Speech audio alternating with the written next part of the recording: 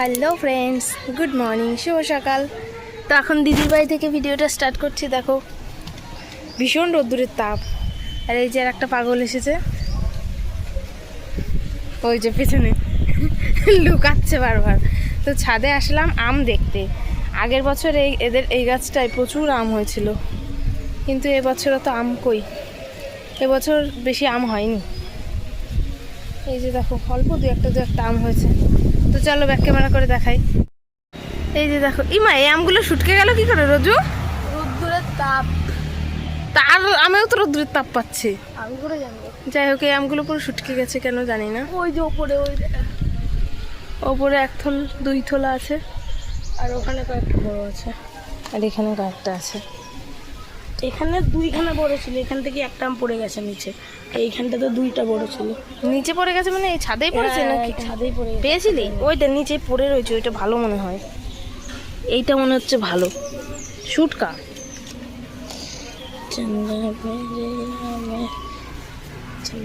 তো আম অত দেখা যাচ্ছে না এবছর। আগের বছর গাছে পাতায় আম হয়েছিল, পাতায় পাতায়। অনেক আম হয়েছিল, আগে হয়েছিল 500 করে আম হয়েছিল। 500 অনেক বেশি। যাই হোক, নিচে কয়েকটা ছিল দেখলাম। এইসব ডালগুলোতে হয়ই নি, নজর লেগেছে তোদের গাছে, বুঝলি তো। তারপর চলো নিচে যাই, রোদ্দুরের ভীষণ তাপ, পারা যাচ্ছে না। ওদের বেল হয়েছে গাছে। কেন তুই কই যাবি? ঝাল করতে। কোন জায়গায়? তো বাড়ি দিয়েই তো যাবি। তখন নিচে যাই চলো। তো তারপরে দেখো, যেহেতু আমার বর আসবে সেই কারণে রান্নাবান্নার আয়োজন একটু বেশি রকমই হচ্ছিল। তো তার জন্য দেখো মা দিদিকে কেটে কুটে সব গুছিয়ে দিচ্ছে, আর মিক্সিতে বাটনাটা করে নেবে। লঙ্কাগুলো দেখেছো কেমন লাল লাল? এগুলো কিন্তু কাঁচা লঙ্কা, তারপরেও এরকম লাল লাল। তো দেখেই মনে হচ্ছে ঝাল হবে। তো ওই যে মা দেখো কাটছিল, কেটে সব জোগাড় জান্তি করে দিচ্ছিল। এনেছিল 2 রকম মাছ, মাটন, সব কিছুই। তো তার জন্য সকাল থেকেই তোড়জোড় শুরু হয়ে গেছে। পাতে তো রুটি নেই। বাচ্চাটা কাঁদছিল, এখন আর কাঁদছে না। তেল দিয়ে ভেজে দেবে বলেছে, তাই এখন হাসি ফুটেছে মুখে।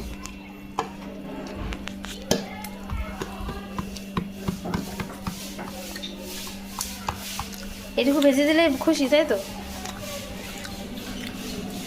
তো সকালের খাবারের জলখাবারের ছিল দেখো, আমার আগের দিন যেহেতু আমরা রাত্রে গেছি, তো আলু পটলের তরকারিটা আমার খুব ভালো লেগেছিলো। আমি নিজেই বললাম ওই তরকারিটা একটু ছিল দেখে নিজেই নিলাম।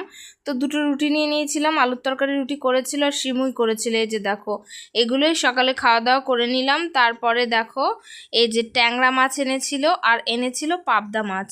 তো ট্যাংরা মাছের কষা কষা করেছিল মনে হয়, ওই যে মশলাটা দেখলে না মিক্সির জারের মধ্যে রাখা ছিল, তো সেটা দিয়েই ট্যাংরা মাছটা করেছে।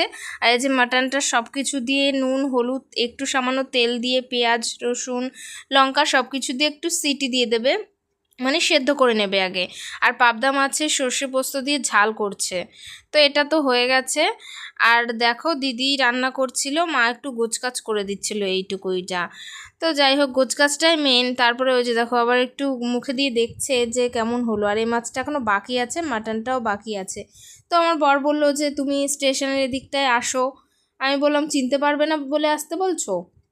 তো বললো যে না না এমনিই আসো। তো যাই হোক দেখো, রাস্তায় বেরিয়ে গেছিলাম যাওয়ার জন্য। স্টেশনের আগেই আমি দাঁড়িয়েছিলাম।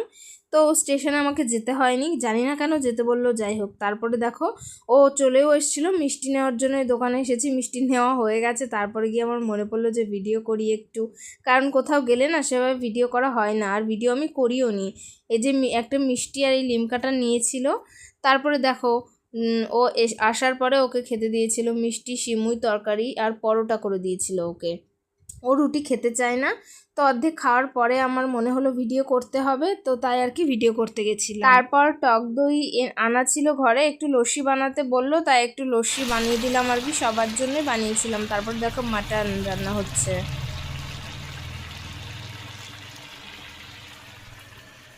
আর দিদি জামাইবুর জন্য ভাত পাঠাবে, সেই কারণে টিফিন বাটির মধ্যে ভাত ভাত রেডি করছিল মাছ দিয়ে।